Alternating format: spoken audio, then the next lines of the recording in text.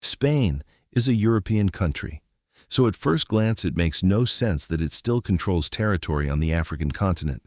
But if you look just across the narrow Strait of Gibraltar, Spain still owns two cities, Ceuta and Melilla, located on the northern coast of Africa and completely surrounded by Morocco, which raises an obvious question.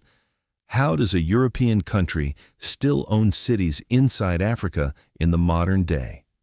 The answer begins centuries ago, when control of coastlines and sea routes mattered enormously, especially around the entrance to the Mediterranean Sea, one of the most important waterways in the world.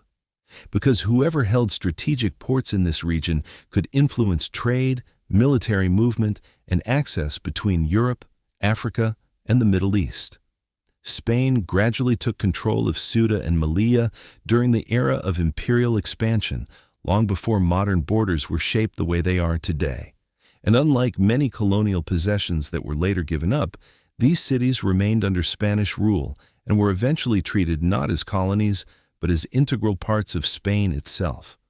That distinction matters because today, Ceuta and Melilla are administered like Spanish cities, use Spanish law, and are part of the European Union through Spain, even though they sit physically in Africa. But geography makes the situation far more sensitive because Morocco claims the territories and views them as remnants of colonial-era control, while Spain insists they are sovereign Spanish territory.